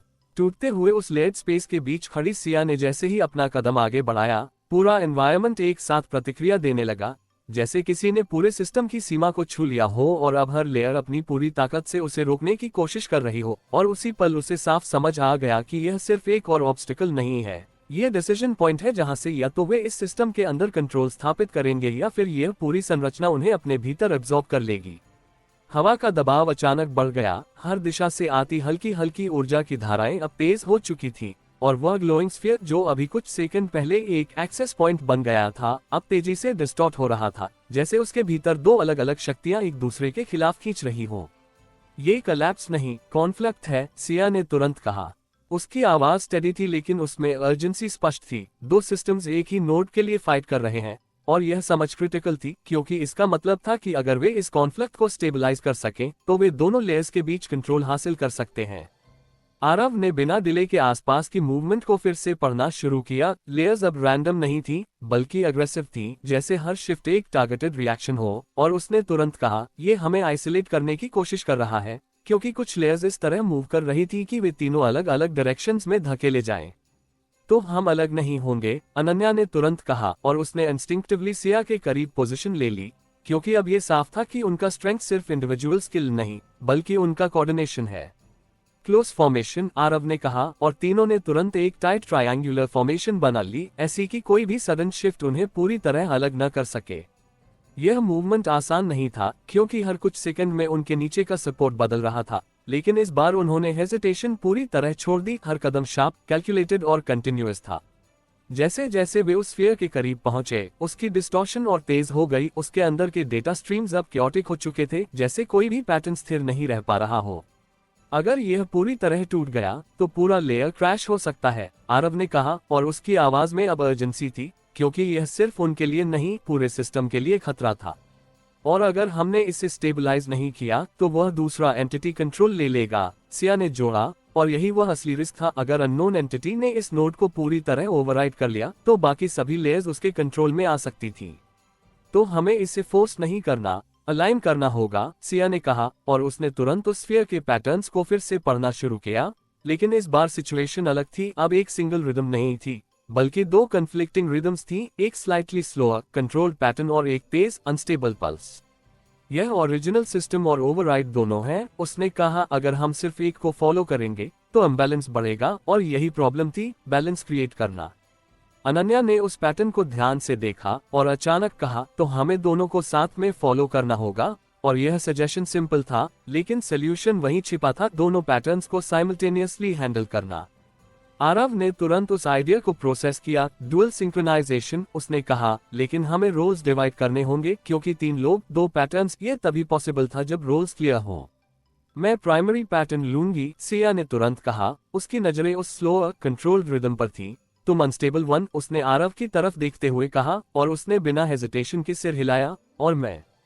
अनन्या ने पूछा। तुम दोनों के बीच बैलेंस मेंटेन करोगी, सिया ने कहा। अगर कोई डिविएशन हुआ तुम एडजस्ट करोगी, और यही सबसे क्रिटिकल रोल था ब्रिज का। तीनों ने तुरंत अपनी पोजीशंस एडजस्ट की, सिया स्फीयर के एक साइड पर, आरव दूसरे साइड पर, और अनन्या स्लाइटली पीछे, लेकिन दोनों के मूवमेंट को ऑब्जर्व करती हुई। स्टार्ट, सिया ने धीमे से कहा, और उसी पल उन्होंने सिंक्रोनाइज्ड मूवमेंट शुरू किया। लेकिन इस बार सिंक्रोनाइजेशन सिंपल नहीं था, ये लेयर्ड था। सिया ने उस कंट्रोल्ड रिदम को फॉलो करना शुरू किया, स्टेडी मूवमेंट्स, प्रिसाइज पॉजेस, जबकि आरव ने अनस्टेबल पल्स के साथ तेज इरेगुलर एडजस्टमेंट्स किए, कभी फास्ट कभी सडन स्टॉप। और अनन्या ने दोनों के बीच उस गैप को ब्रिज किया जहां मिसमैच होता। वो तुरंत अपनी पोजीशन एडजस्ट करती ताकि दोनों पैटर्न्स कंप्लीटली अलग न हो जाएं। कुछ सेकंड तक कोई विजिबल रिएक्शन नहीं, फिर अचानक स्फीयर की डिस्टॉर्शन थोड़ी धीमी हुई, बस एक फ्रैक्शन के लिए, लेकिन वही संकेत था कि वे सही दिशा में हैं। कीप गोइंग, आरव ने कहा। उसकी आवाज शार्प थी, क्योंकि अब टाइमिंग क्रिटिकल थी। उन्होंने पैटर्न को और रिफाइन किया, हर मूवमेंट और प्रिसाइज, हर एडजस्टमेंट और शार्प, और धीरे धीरे स्फीयर के अंदर के क्योटिक स्ट्रीम्स स्टेबलाइज होने लगे, जैसे दो कन्फ्लिक्टिंग फोर्सेस एक टेम्पररी बैलेंस में आ रही हो। लेकिन उसी समय एनवायरनमेंट ने और अग्रेसिव रिएक्शन दिया, लेयर्स की गति और बढ़ गई, कुछ सेक्शंस पूरी तरह कोलैप्स होने लगे, और हवा का दबाव इतना बढ़ गया कि हर मूवमेंट हैवी लगने लगा। ये हमें स्लो करने की कोशिश कर रहा है, अनन्या ने कहा, लेकिन उसकी आवाज अब भी कंट्रोल में थी, क्योंकि वह अपने रोल पर फोकस थी, बैलेंस बनाए रखना। इग्नोर द प्रेशर, सिया ने कहा, फोकस ऑन पैटर्न, क्योंकि अब डिस्ट्रैक्शन ही सबसे बड़ा खतरा था। अचानक स्फीयर के अंदर एक तेज फ्लैश हुआ, और उसके बाद उसकी सरफेस पर मल्टीपल छोटे छोटे क्रैक्स जैसे पैटर्न्स उभरे, लेकिन ये डैमेज नहीं था, ये रिस्ट्रक्चरिंग था। ये ओपन हो रहा है, आरव ने कहा, और उसकी आवाज में अब एक हल्की सी अर्जेंसी के साथ एक्साइटमेंट भी था, क्योंकि यह ब्रेक थ्रू का संकेत था। लेकिन उसी पल स्क्रीन ओवरले फिर से उभरा, ओवरराइड एस्केलेशन डिटेक्टेड, और उसके साथ ही अनस्टेबल पैटर्न अचानक और तेज हो गया, इतना कि उसे फॉलो करना लगभग इम्पॉसिबल लगने लगा। यह उसे फोर्स कर रहा है आउट ऑफ सिंक होने के लिए, सिया ने कहा, और यह सीधे आरव पर इम्पैक्ट कर रहा था, क्योंकि उसका रोल ही अनस्टेबल पैटर्न को हैंडल करना था। मैं होल्ड कर सकता हूं, आरव ने कहा, लेकिन उसकी मूवमेंट में अब स्ट्रेन दिखने लगा था, टाइमिंग मेंटेन करना मुश्किल हो रहा था। नहीं, अनन्या ने तुरंत कहा, तुम होल्ड नहीं करोगे, एडजस्ट करोगे, और उसने तुरंत अपना रोल एक्सपैंड किया। अब वह सिर्फ बैलेंस नहीं, करेक्शन भी कर रही थी, जहां भी डिविएशन होता वह तुरंत कॉम्पेंसेट करती। कुछ सेकंड तक ये इंटेंस स्ट्रगल चला, पैटर्न ऑलमोस्ट टूटने की कगार पर था, लेकिन फिर अचानक सिया ने एक सटल चेंज किया, उसने कंट्रोल रिदम को थोड़ा शिफ्ट किया, इतना कि वह अनस्टेबल पैटर्न के साथ थोड़ा ओवरलैप कर सके। मर्ज पॉइंट, उसने कहा, और यही वह की था, दो पैटर्न्स को कंप्लीटली अलग रखने के बजाय उन्हें पार्शली ओवरलैप करना। आरव ने तुरंत उस चेंज को पिक किया, उसने अपने मूवमेंट्स को उस ओवरलैप के हिसाब से एडजस्ट किया, और अनन्या ने उस न्यू अलाइनमेंट को स्टेबलाइज किया। कुछ सेकंड के लिए सब कुछ फ्रीज जैसा हो गया, जैसे सिस्टम खुद डिसाइड कर रहा हो कि इसे एक्सेप्ट करना है या रिजेक्ट। और फिर स्फीयर की सरफेस पूरी तरह स्मूथ हो गई, डिस्टॉर्शन गायब, और अंदर के डेटा स्ट्रीम्स एक सिंगल यूनिफाइड फ्लो में बदल गए। एक तेज रोशनी पूरे स्पेस में फैल गई और स्क्रीन पर नया टेक्स्ट उभरा, नोट स्टेबलाइज्ड। तीनों कुछ सेकंड के लिए वहीं रुक गए, हैवी ब्रीदिंग, लेकिन उनके चेहरों पर एक क्लियर रियलाइजेशन था। उन्होंने कर दिखाया, लेकिन अगले ही पल एक और लाइन ब्लिंक हुई, एक्सटर्नल एंटिटी लॉक्ड आउट, और उसके साथ ही पूरे एनवायरनमेंट की गति अचानक स्लो हो गई, जैसे सिस्टम ने खुद को स्टेबलाइज कर लिया हो। सिया ने धीरे से कहा, हमने इसे कंट्रोल में ले लिया, और उसकी आवाज में अब कॉन्फिडेंस था, क्लियर, स्टेडी। आरव ने स्फीयर को देखा, अब वह स्टेबल था, रिस्पॉन्सिव था। अब ये हमारा एंट्री पॉइंट है, उसने कहा, लेकिन, और वह रुका क्योंकि उसे कुछ महसूस हुआ। अनन्या ने पूछा, लेकिन क्या? और उसी पल स्पेस के एक कोने में एक हल्की सी डिस्टॉर्शन उभरी, बहुत सटल लेकिन नोटिसेबल। आरव की नजर वहां गई। वह गया नहीं है, उसने कहा, और उसकी आवाज में अब कॉशन थी। वह सिर्फ रुका है। सिया ने उस डिस्टॉर्शन को देखा और धीरे से कहा, तो अब असली खेल शुरू होगा, क्योंकि अब उन्होंने कंट्रोल लिया था, लेकिन ओपोनेंट अभी खत्म नहीं हुआ था। वह सिर्फ अगले मूव का इंतजार कर रहा था। सुबह की पहली रोशनी खिड़की के पर्दों से छनकर कमरे में फैली तो सिया की आंखें अचानक खुली, लेकिन यह एक सामान्य जागना नहीं था। उसके भीतर एक बेचैनी पहले से मौजूद थी, जैसे रात भर उसका दिमाग किसी अदृश्य बोझ के नीचे दबा रहा हो। और जैसे ही उसने बगल में देखा, आरव शांत सोता हुआ दिखा, लेकिन उस शांति में भी उसे एक दूरी महसूस हुई, वह दूरी जो पिछले कुछ दिनों में धीरे धीरे उनके बीच बनती जा रही थी। कुछ सेकंड तक वह उसे देखती रही, जैसे वह ये समझने की कोशिश कर रही हो कि क्या ये वही आदमी है जिससे उसने बिना उसकी असली पहचान जाने प्यार किया था, और क्या वह वही इंसान है जो अब भी उसके सामने है, या सब कुछ बदल चुका है। उसने धीरे से बिस्तर से उठकर खिड़की के पास कदम रखा और बाहर शहर को देखने लगी। वही शहर, वही भीड़, वही भागती जिंदगी, लेकिन उसके लिए सब कुछ अलग महसूस हो रहा था, क्योंकि अब उसे पता था कि यह सिर्फ एक आम जिंदगी नहीं, बल्कि एक ऐसा खेल है जिसमें हर किसी के पास कुछ छुपा हुआ है। उसने गहरी सांस ली और खुद को संभालने की कोशिश की, क्योंकि अब भावनाओं में बहना उसके लिए लक्ष्य नहीं था। अब हर कदम सोच समझकर लेना जरूरी था। पिछले कुछ दिनों में जो कुछ हुआ था, मीटिंग, डील, अचानक हुए डिस्ट्रप्शंस, अननोन प्रेशर, सब कुछ एक पैटर्न की तरह उसके सामने आ रहा था। और उस पैटर्न के बीच एक चीज साफ थी, ये सिर्फ बिजनेस नहीं था, ये पर्सनल हो चुका था। उसने तुरंत अपना फोन उठाया और कुछ मैसेजेस चेक किए, कंपनी अपडेट्स, अर्जेंट मेल्स और एक खास नोटिफिकेशन जिसने उसका ध्यान खींचा, इमरजेंसी बोर्ड मीटिंग 9 AM। उसकी भौहें हल्की सी सिकुड़ी, क्योंकि इतनी सुबह इमरजेंसी कॉल सिर्फ एक ही चीज का संकेत देती थी, किसी बड़े बदलाव का। उसी समय पीछे से हल्की सी आवाज आई, तुम इतनी जल्दी उठ गई। आरव की आवाज थी, काम, लेकिन उसमें भी हल्की सी थकान थी। सिया ने बिना मुड़े कहा, आज मीटिंग है, अर्जेंट, और उसके शब्द सिंपल थे, लेकिन उनमें दूरी साफ झलक रही थी। कुछ सेकंड की खामोशी के बाद आरव बिस्तर से उठकर उसके पास आया और खिड़की के बाहर देखने लगा, जैसे वह उसी दृश्य को पढ़ने की कोशिश कर रहा हो जो सिया देख रही थी। कुछ हुआ है? उसने पूछा, और यह सवाल कैजुअल नहीं था, वह जानता था कि कुछ बदल रहा है। सिया ने उसकी तरफ देखा, सीधे, तुम्हें सच में नहीं पता? उसने पूछा, और उसकी आवाज में हल्का सा तनाव था। आरव ने कुछ सेकंड तक उसे देखा, फिर धीरे से कहा, अगर पता होता तो पूछता नहीं। और उसके जवाब में सच्चाई थी, लेकिन साथ ही एक अधूरापन भी, जैसे वह सब कुछ कह नहीं रहा हो। बोर्ड ने इमरजेंसी मीटिंग कॉल की है, सिया ने कहा, और जब ऐसा होता है तो मतलब सिचुएशन कंट्रोल में नहीं है। और यह सिर्फ इंफॉर्मेशन नहीं थी, यह एक वार्निंग थी। आरव ने तुरंत सिचुएशन को कनेक्ट किया, इन्वेस्टर प्रेशर। उसने पूछा, या इंटरनल ब्रीच, सिया ने जोड़ा, और दोनों ने एक दूसरे की तरफ देखा। अब उनके बीच की बातचीत सिंपल नहीं थी, हर शब्द के पीछे एनालिसिस था। तुम्हें जाना चाहिए, आरव ने कहा, और उसकी आवाज स्टेडी थी, लेकिन उसमें एक सटल कंसर्न भी था। तुम नहीं आओगे? सिया ने पूछा, और यह सवाल सिर्फ प्रोफेशनल नहीं था, ये पर्सनल भी था।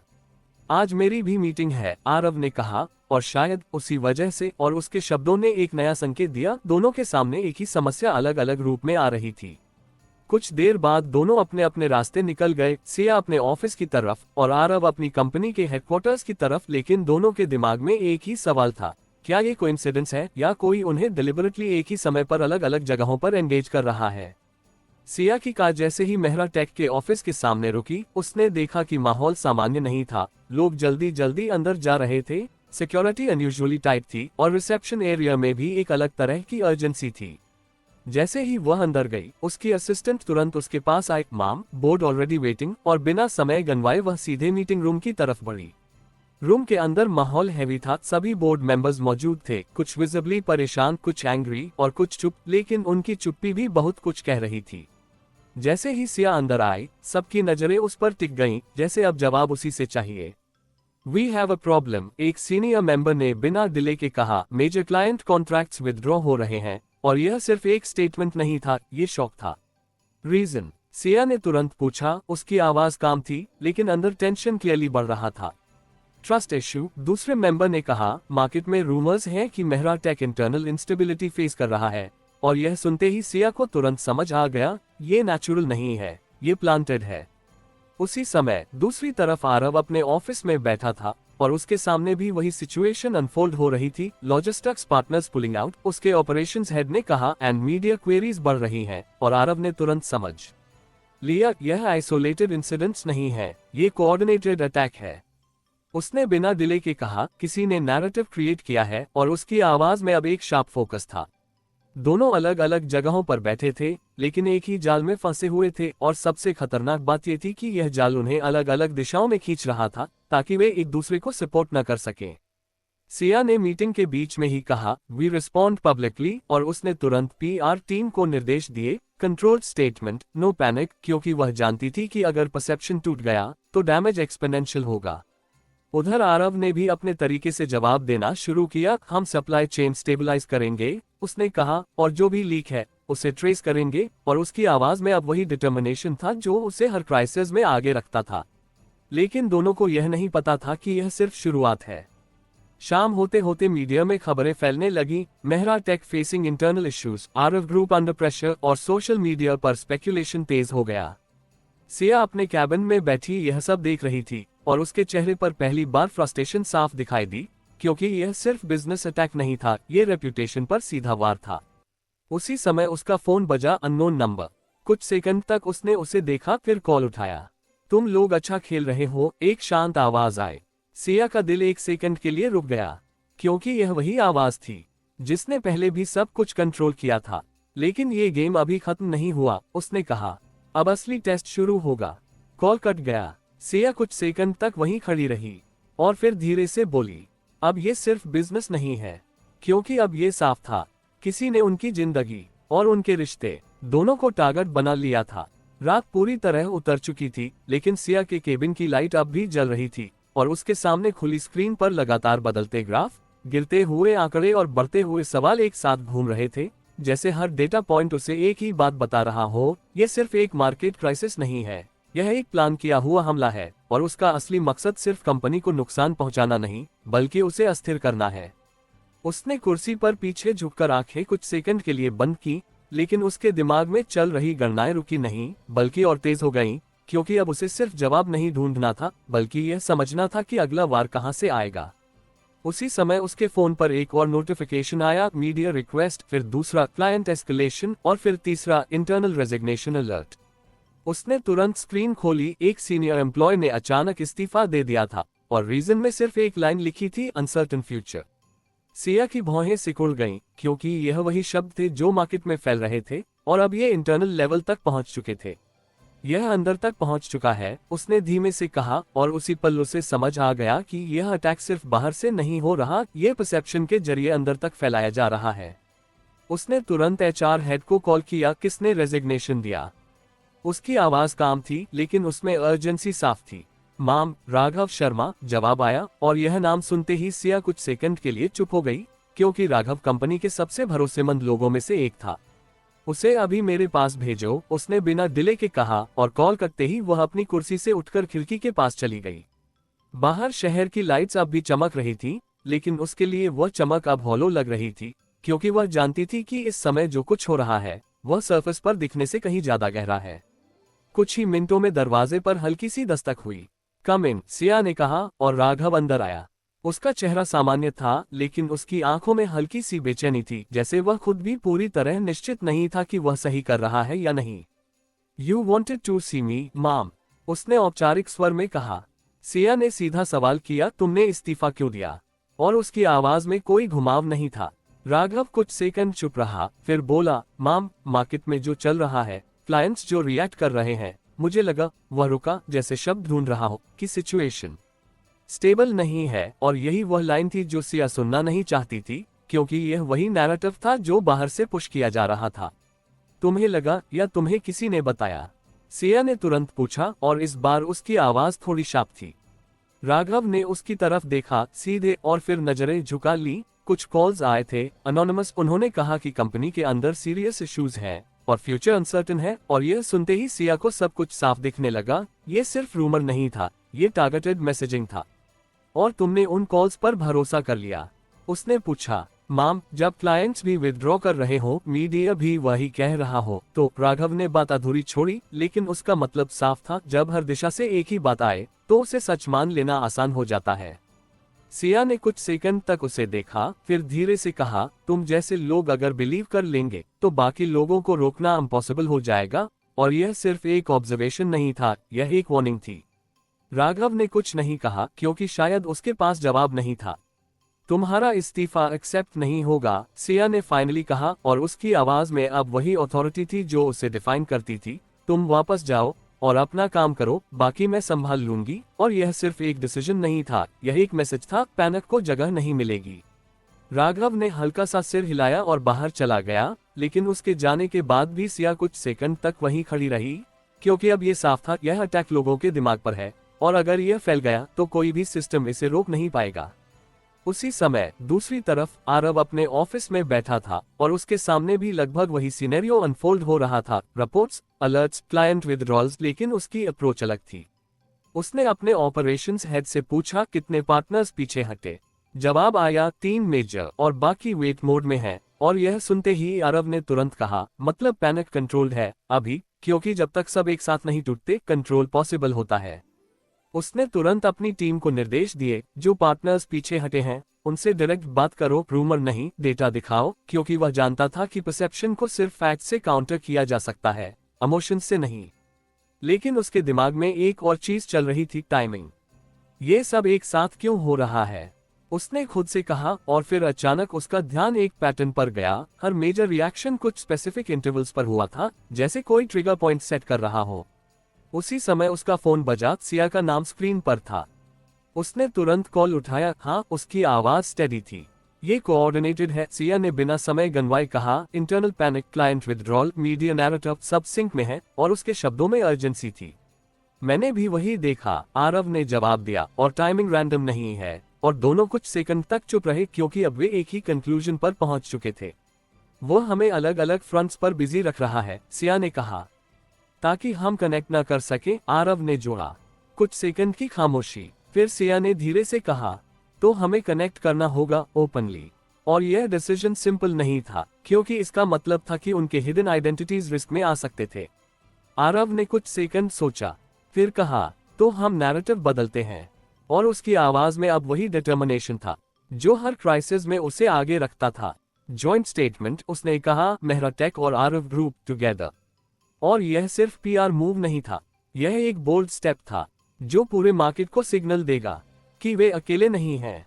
सिया ने उसकी बात सुनी और कुछ सेकंड बाद धीरे से कहा, यह रिस्क है, क्योंकि अगर आइडेंटिटीज कनेक्ट हो गईं, तो उनका पूरा सीक्रेट बाहर आ सकता था।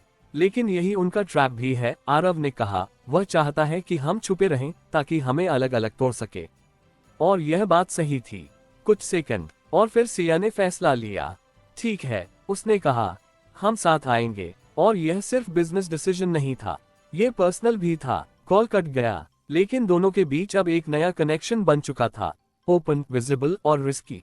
उसी रात दोनों कंपनीज की तरफ से एक जॉइंट अनाउंसमेंट जारी हुआ, स्ट्रैटेजिक कोलैबोरेशन। मार्केट में हलचल मच गई। मीडिया ने तुरंत इसे पिक किया और नैरेटिव बदलने लगा, पैनिक से क्यूरियोसिटी की तरफ। लेकिन उसी समय एक और जगह कोई यह सब देख रहा था। उसने हल्के से मुस्कुराकर कहा, अच्छा, तो तुमने साथ आने का फैसला किया। और उसकी आंखों में अब एक नई चमक थी। तो अब देखते हैं, साथ रहकर कितने दिन टिकते हो। और उसने अपने सामने रखी स्क्रीन पर एक नया कमांड एक्टिवेट किया, क्योंकि उसके लिए यह अभी शुरुआत थी। सुबह के अखबार अभी अभी शहर भर में बंटने शुरू हुए थे। लेकिन डिजिटल दुनिया में खबर पहले ही फैल चुकी थी। मेहरा टेक और आरव ग्रुप का स्ट्रैटेजिक कोलैबोरेशन। और यह हेडलाइन सिर्फ एक खबर नहीं थी, यह एक संकेत था कि दोनों कंपनियां अब खुलकर एक साथ खड़ी हैं। और इसी के साथ बाजार में जो घबराहट कल तक दिखाई दे रही थी, वह अचानक जिज्ञासा में बदलने लगी थी। लेकिन सिया यह अच्छी तरह जानती थी कि यह बदलाव स्थायी नहीं है, ये बस एक अस्थायी संतुलन है जिसे किसी भी समय फिर से हिलाया जा सकता है। वह अपने केबिन में खड़ी स्क्रीन पर चलते हुए रिएक्शंस को देख रही थी, कहीं पॉजिटिव स्पेकुलेशन, कहीं कंफ्यूजन और कहीं सीधा सवाल, क्या यह मर्जर की शुरुआत है? और यही वह सवाल था जो इस पूरे कदम को और सेंसिटिव बना रहा था। उसने गहरी सांस ली और अपनी नजरें स्क्रीन से हटाकर टेबल पर रखी फाइलों पर डाली, लेकिन उसका ध्यान वहीं अटका हुआ था। उस जॉइंट अनाउंसमेंट के बाद अब अगला कदम क्या होगा, क्योंकि उसने एक बड़ा मूव लिया था और अब उसे उसी लेवल पर जवाब भी देना होगा। उसी समय दरवाजे पर दस्तक हुई और उसकी असिस्टेंट अंदर आए। माम, मीडिया रिक्वेस्ट्स बढ़ती जा रही हैं और बोर्ड भी अपडेट चाहता है, उसने कहा। सिया ने हल्का सा सिर हिलाया। उन्हें होल्ड पर रखो, पहले इंटरनल क्लैरिटी चाहिए, क्योंकि वह जानती थी कि बिना पूरी स्ट्रैटेजी के पब्लिक इंटरैक्शन करना गलती होगी। उधर आरव अपने ऑफिस में बैठा था और उसके सामने भी वही रिएक्शंस खुली स्क्रीन पर दिख रहे थे, लेकिन उसकी नजरें रिएक्शंस पर नहीं, उनके बीच के पैटर्न्स पर थी। कौन सी मीडिया हाउसेस ने खबर को किस टोन में उठाया, किस इन्वेस्टर ग्रुप ने तुरंत प्रतिक्रिया दी और कहां साइलेंस है, क्योंकि कई बार साइलेंस भी उतना ही कुछ कहता है जितना शो। कुछ लोग इंतजार कर रहे हैं, उसने धीरे से कहा, जैसे खुद से बात कर रहा हो, और उसके दिमाग में एक ही बात घूम रही थी, यह मूव उन्हें डिफेंसिव से ऑफेंसिव में लाने के लिए था, लेकिन क्या ये पर्याप्त होगा? तभी उसके फोन पर मैसेज आया, सिया का मीटिंग टुडे, सुबह के 11 बजे, न्यूट्रल लोकेशन। उसने मैसेज पढ़ा और बिना जवाब दिए बस फोन साइड पर रख दिया, क्योंकि जवाब की जरूरत नहीं थी। वह पहले से जानता था कि यह अगला लॉजिकल कदम है। कुछ ही देर बाद वह अपने ऑफिस से निकला और सीधे उस लोकेशन की तरफ बढ़ गया जहां यह मीटिंग तय हुई थी, एक प्राइवेट बिजनेस लाउंज जहां कॉन्फिडेंशियलिटी मेंटेन की जा सकती थी। जब सिया वहां पहुंची तो वह पहले से मौजूद था। दोनों कुछ सेकंड तक बिना बोले एक दूसरे को देखते रहे, जैसे ये समझने की कोशिश कर रहे हो कि अब वे सिर्फ बिजनेस पार्टनर्स हैं या कुछ और भी। कल का मूव, आरव ने शुरुआत की। एक्सपेक्टेड रिएक्शन आया और उसकी आवाज काम थी। हाँ, सिया ने जवाब दिया, लेकिन ये सिर्फ पहला स्टेप था और उसके शब्दों में साफ था कि वह अभी सेटिस्फाइड नहीं है। दोनों बैठ गए और सीधे डिस्कशन शुरू हो गया। हमने नैरेटिव बदल दिया है, सिया ने कहा, लेकिन अटैक रुका नहीं है, बस डायरेक्शन बदल सकता है और यही असली खतरा था। तो हमें अगला मूव पहले करना होगा, आरव ने कहा, और उसने अपने टैबलेट पर कुछ डेटा दिखाया। ये देखो, उसने कहा, कुछ मीडिया हाउसेस अभी भी नेगेटिव एंगल पुश कर रहे हैं, लेकिन इनडायरेक्टली, और यह वही सटल अटैक था, सीधा नहीं लेकिन असरदार। मतलब वह अभी भी एक्टिव है, सिया ने कहा, और उसकी आवाज में अब इरिटेशन साफ थी, क्योंकि यह लगातार प्रेशर उसे फ्रस्ट्रेट कर रहा था। और अब वह पर्सनल एंगल यूज करेगा, आरव ने जोड़ा, क्योंकि बिजनेस फ्रंट हमने स्टेबलाइज कर दिया है। और यह बात सुनते ही सिया कुछ सेकंड के लिए चुप हो गई, क्योंकि यह वही हिस्सा था जो सबसे ज्यादा सेंसिटिव था, उनकी हिडन आइडेंटिटीज, उनका रिश्ता। अगर उसने ये रिवील कर दिया, सिया ने धीरे से कहा, लेकिन उसने बात अधूरी छोड़ दी, क्योंकि दोनों जानते थे कि इसका क्या मतलब होगा, ट्रस्ट कोलैप्स, पब्लिक स्क्रूटनी और शायद बिजनेस इंपैक्ट भी। तो हम उसे पहले रिवील कर देंगे, आरव ने अचानक कहा, और उसकी आवाज में एक ठोस निर्णय था। सिया ने उसकी तरफ देखा, तुम सीरियसली ये सोच रहे हो? उसने पूछा, और उसकी आंखों में सरप्राइज था, क्योंकि यह सबसे बड़ा रिस्क था। हाँ, आरव ने कहा, अगर हम खुद अपनी स्टोरी कंट्रोल करेंगे तो कोई और उसे वेपन नहीं बना पाएगा। और यह स्ट्रैटेजी बोल्ड थी, लेकिन इफेक्टिव भी हो सकती थी। कुछ सेकंड की खामोशी, फिर सिया ने धीरे से कहा, लेकिन ये सिर्फ बिजनेस नहीं है। और उसके शब्दों में भावनाएं थीं। ये पर्सनल है, क्योंकि यह रिवील सिर्फ कंपनीज को नहीं, उन्हें भी एक्सपोज करेगा। आरव ने उसकी आंखों में देखा, और इस बार उसकी आवाज थोड़ी नर्म थी। हम पहले ही इस खेल में हैं, उसने कहा, बस अब डिसाइड करना है, हम रूल्स फॉलो करेंगे या बनाएंगे। और यही वह मोमेंट था जहां डिसीजन लेना था। कुछ सेकंड बाद सिया ने गहरी सांस ली और कहा, अगर हम ये करते हैं तो पूरी तरह करेंगे। और उसकी आवाज में अब हेजिटेशन नहीं था, सिर्फ क्लैरिटी। दोनों ने तुरंत नेक्स्ट स्टेप्स प्लान करने शुरू किए। पीआर स्ट्रैटेजी, टाइमिंग, मैसेजिंग, सब कुछ केयरफुली डिफाइन किया गया, क्योंकि यह कोई सामान्य अनाउंसमेंट नहीं होने वाला था, यह एक कंट्रोल रिवील होगा। लेकिन उन्हें यह नहीं पता था कि कोई पहले से ये सब देख रहा है। एक डार्क रूम में बैठा वह आदमी स्क्रीन पर उनकी मीटिंग देख रहा था और उसके चेहरे पर हल्की सी मुस्कान थी।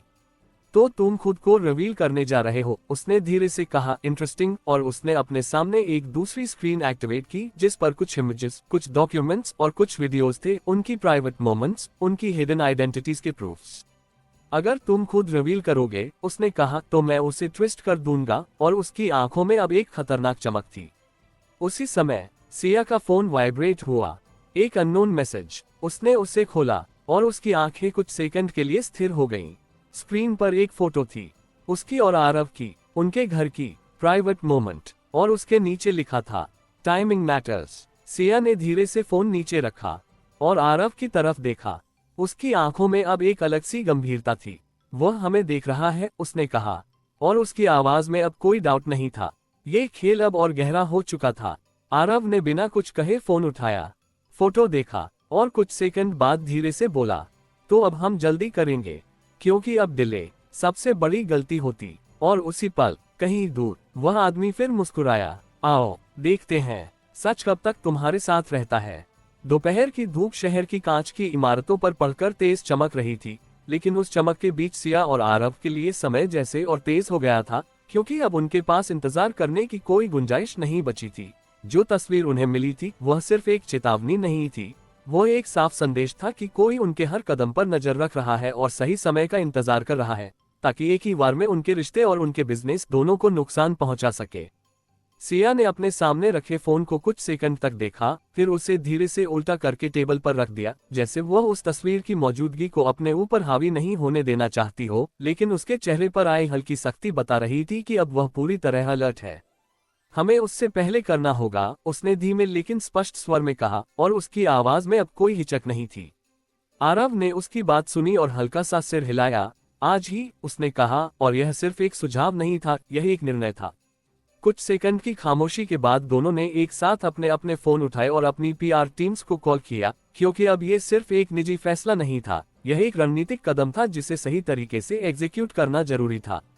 We go public in controlled format, Siya ने अपनी टीम से कहा। No leaks, no partial statements, full narrative, क्योंकि वह जानती थी कि अगर आधी जानकारी बाहर गई तो वही उनके खिलाफ इस्तेमाल होगी। दूसरी तरफ आरव ने भी वही निर्देश दिए। We don't react, we announce. और उसकी आवाज में वही दृढ़ता थी जो उसे हर मुश्किल स्थिति में आगे बढ़ाती थी। कुछ ही घंटों में दोनों कंपनियों के अंदर एक अलग ही हलचल शुरू हो गई। पीआर टीम्स ड्राफ्ट्स तैयार कर रही थी, लीगल टीम स्टेटमेंट्स वेरीफाई कर रही थी, और टॉप मैनेजमेंट इस पूरे रिवील के इम्पैक्ट को कैलकुलेट कर रहा था, क्योंकि यह सिर्फ एक अनाउंसमेंट नहीं था, यह एक बड़ा रिस्क था। अगर मार्केट इसे गलत ले, एक सीनियर एडवाइजर ने सिया से कहा, लेकिन उसने बिना उसे पूरा करने दिया जवाब दिया, तो हम उसे सही समझाएंगे। और उसकी आवाज में ऐसा कॉन्फिडेंस था जो किसी भी डाउट को जगह नहीं देता। शाम के करीब दोनों ने एक फाइनल ड्राफ्ट पर सहमति बनाई, एक joint press conference, live broadcast, और उसमें उनका पर्सनल रिवील की आरव ग्रुप और मेहरा टेक के हेड सिर्फ बिजनेस पार्टनर्स नहीं, बल्कि पति पत्नी हैं, और अब वे ओपनली एक साथ काम करेंगे। ये सिंपल लाइन थी, लेकिन इसका इम्पैक्ट बहुत बड़ा था। ये शॉक देगा, आरव ने कहा, और कंट्रोल भी, सिया ने जोड़ा, क्योंकि अब नैरेटिव उनके हाथ में होगा। लेकिन जैसे ही सब कुछ फाइनलाइज हुआ, सिया के फोन पर फिर से वही अननोन नंबर फ्लैश हुआ। उसने कुछ सेकंड तक उसे देखा, फिर कॉल उठाया। जल्दी कर रहे हो, वही शांत आवाज आए। डर गए। और इस बार उसकी टोन में हल्की सी खिल्ली थी। सिया ने बिना डिले के जवाब दिया, नहीं, बस तुम्हारा इंतजार खत्म कर रहे हैं। और उसके शब्दों में अब सीधी चुनौती थी। कुछ सेकंड की चुप्पी के बाद दूसरी तरफ से हल्की सी हंसी आई, तो फिर देखना क्या होता है। और कॉल कट गया। सिया ने फोन नीचे रखा और आरव की तरफ देखा। वह रेडी है, उसने कहा। हम भी हैं, आरव ने शांत स्वर में जवाब दिया। और यही वह मोमेंट था जहां दोनों पूरी तरह एक ही डायरेक्शन में खड़े थे, बिना किसी डाउट के। अगले दिन सुबह 11 बजे प्रेस कॉन्फ्रेंस शुरू होने वाली थी, और उससे पहले ही मीडिया वेन्यू के बाहर जमा होने लगा था। Camera crews, reporters, live coverage, हर कोई इस अनएक्सपेक्टेड अनाउंसमेंट के पीछे की कहानी जानना चाहता था। वेन्यू के अंदर स्टेज तैयार था, 2 पोडियम, पीछे दोनों कंपनियों के लोगोस, और सामने रोज में बैठी मीडिया। सिया बैकस्टेज खड़ी थी। उसने एक गहरी सांस ली और खुद को स्टेडी किया, क्योंकि यह सिर्फ एक बिजनेस मूव नहीं था, यह उसकी पर्सनल लाइफ का सबसे बड़ा रिवील था। आरव उसके पास खड़ा था, काम, फोकस्ड, और उसने धीरे से कहा, रेडी। सिया ने उसकी तरफ देखा कुछ सेकंड के लिए और फिर सिर हिलाया, हाँ, क्योंकि अब पीछे हटने का कोई सवाल नहीं था। जैसे ही दोनों स्टेज पर आए, कैमराज एक साथ फ्लैश होने लगे और पूरे हॉल में हलचल बढ़ गई। सिया ने पोडियम पर खड़े होकर माइक्रोफोन एडजस्ट किया और बिना किसी घुमाव की शुरुआत की। आज हम यहाँ सिर्फ एक बिजनेस अनाउंसमेंट के लिए नहीं आए हैं। उसकी आवाज क्लियर थी, स्टेडी, बल्कि एक सच बताने के लिए आए हैं। और जैसे ही उसने ये कहा, पूरा हॉल कुछ सेकंड के लिए शांत हो गया, जैसे हर कोई अगले शब्द का इंतजार कर रहा हो। मेहरा टेक और आरव ग्रुप के बीच जो कोलैबोरेशन आपने देखा, उसने आगे कहा, वह सिर्फ कंपनीज का नहीं बल्कि हमारा भी है। और उसने हल्का सा पॉज लिया, फिर सीधे कहा, हम मैरिड हैं। और ये लाइन जैसे पूरे हॉल में गूंज गई। कुछ सेकंड के लिए पूरी जगह साइलेंट हो गई, फिर अचानक क्वेश्चंस, मर्मर्स, रिएक्शंस सब एक साथ शुरू हो गए। आरव ने आगे बढ़कर कहा, हमने यह बात छुपाई क्योंकि हम चाहते थे कि हमारी कंपनीज अपनी पहचान से आगे बढ़ें, न कि हमारे रिश्ते से। और उसके शब्दों में सच्चाई थी, सिंपल लेकिन स्ट्रॉन्ग। लेकिन अब जब सिचुएशन बदल चुकी है, उसने जोड़ा, तो हम भी बदल रहे हैं। और यही उनका मैसेज था, ट्रांसपेरेंसी। कुछ रिपोर्टर्स ने तुरंत सवाल पूछने शुरू किए, क्या ये कॉन्फ्लिक्ट ऑफ इंटरेस्ट नहीं है? क्या यह मार्केट मैनिपुलेशन है? लेकिन सिया और आरव दोनों प्रिपेयर्ड थे।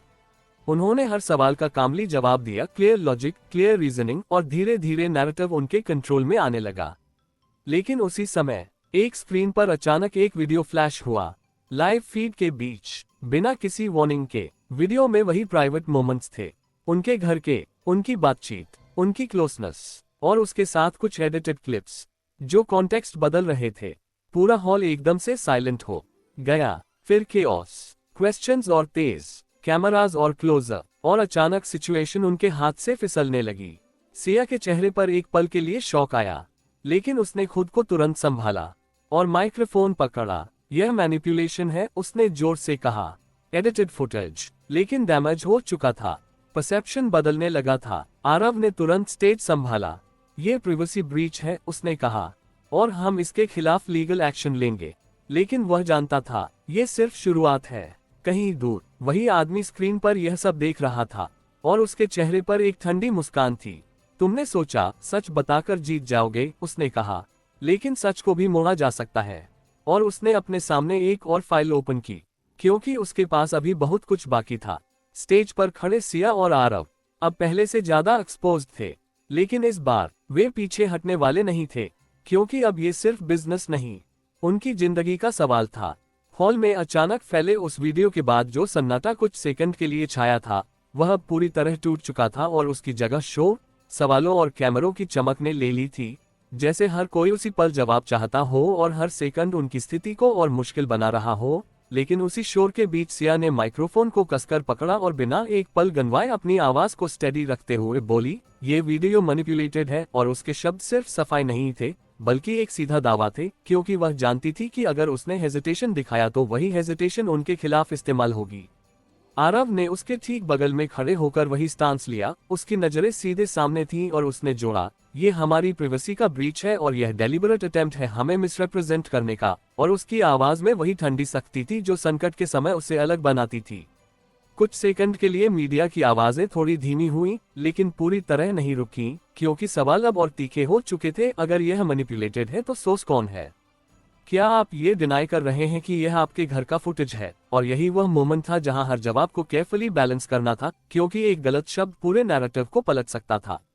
सिया ने तुरंत जवाब दिया, हम यह नहीं डिनाई कर रहे कि यह हमारा प्राइवेट स्पेस है। और उसने पॉज लेकर जोड़ा, लेकिन जो दिखाया जा रहा है वह कॉन्टेक्स्ट से बाहर है। और यही उसकी स्ट्रैटेजी थी, सच को डिनाई नहीं करना, बल्कि उसके मैनिपुलेशन को हाईलाइट करना।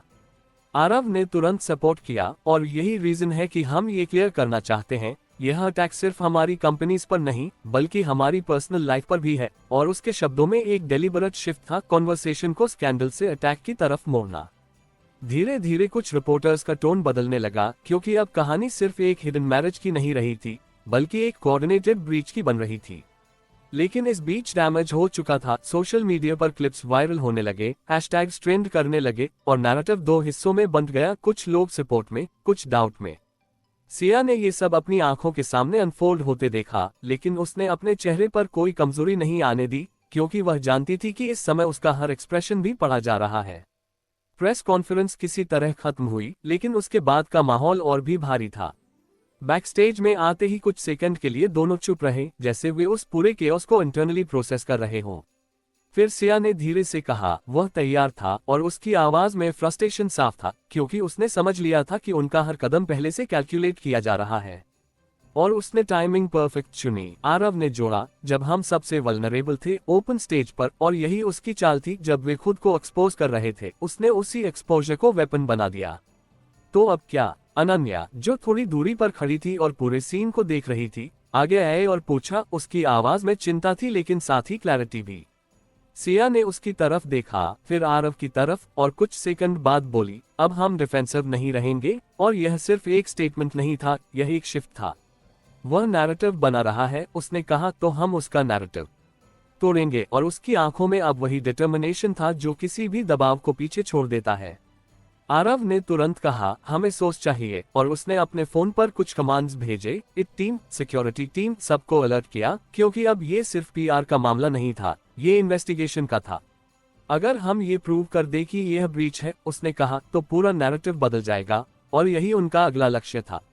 उसी समय सिया ने भी अपनी टीम को इंस्ट्रक्शंस दिए, हर क्लिप का ओरिजिनल ट्रेस करो, एडिटिंग पैटर्न्स आइडेंटिफाई करो, क्योंकि वह जानती थी कि मैनिपुलेशन का प्रूफ ही उनका सबसे बड़ा वेपन होगा। कुछ ही मिनटों में दोनों कंपनीज की टीम्स काम में लग गईं, सर्वर्स चेक हो रहे थे, एक्सेस लॉग्स एनालाइज हो रहे थे, और हर पॉसिबल एंट्री पॉइंट स्कैन किया जा रहा था।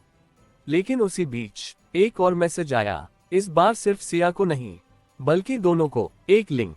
आरव ने उसे खोला और उसकी आंखें एक पल के लिए ठहर गईं। वह एक लाइव डैशबोर्ड था, जहां उनके पर्सनल मोमेंट्स के और भी क्लिप्स क्यूड थे, जैसे कोई उन्हें रिलीज करने के लिए तैयार बैठा हो। ये कंट्रोल में नहीं है, सिया ने धीरे से कहा, क्योंकि अब ये क्लियर था, वह सिर्फ अटैक नहीं कर रहा, वह सीक्वेंस बना रहा है। ये हमें दबाव में ला रहा है, आरव ने कहा, ताकि हम गलती करें। और यही उसकी स्ट्रैटेजी थी। अनन्या ने धीरे से पूछा, तो हम क्या करेंगे? कुछ सेकंड की खामोशी। फिर सिया ने कहा, हम उससे खेलेंगे। और उसकी आवाज में अब एक नई शार्पनेस थी। आरव ने उसकी तरफ देखा। कैसे? सिया ने सीधे कहा, हम उसे वो देंगे जो वह चाहता है। और यह सुनते ही आरव समझ गया, ये बेट है, फेक नैरेटिव, उसने कहा। और सिया ने सिर हिलाया, हम एक कंट्रोल लीक करेंगे।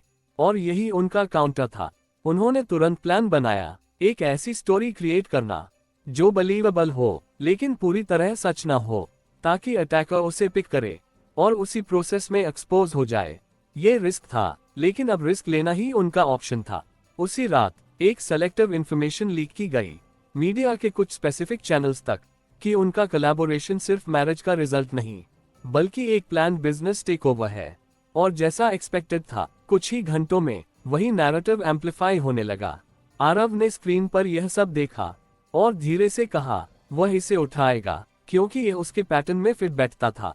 सिया ने जवाब दिया, और तभी हम उसे पकड़ेंगे, क्योंकि अब खेल बदल चुका था। वे सिर्फ बच नहीं रहे थे, वे शिकार कर रहे थे। दूसरी तरफ वही आदमी अपनी स्क्रीन पर यह नया नैरेटिव देख रहा था। उसने हल्के से मुस्कुराकर कहा, तो अब तुम चाल चल रहे हो। और उसकी आंखों में एक नई चमक थी। अच्छा है, लेकिन याद रखना, उसने धीरे से कहा, मैं पहले से देख रहा हूँ। और उसने अपने सिस्टम में कुछ नया एक्टिवेट किया, क्योंकि उसके लिए ये सिर्फ एक और लेयर थी जिसे वह तोड़ने वाला था।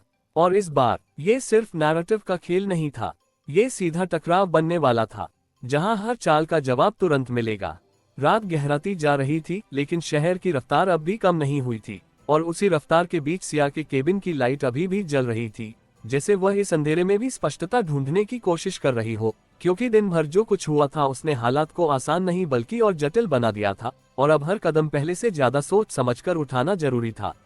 उसके सामने स्क्रीन पर वही फेक नैरेटिव फैलता हुआ दिख रहा था जो उन्होंने खुद प्लांट किया था।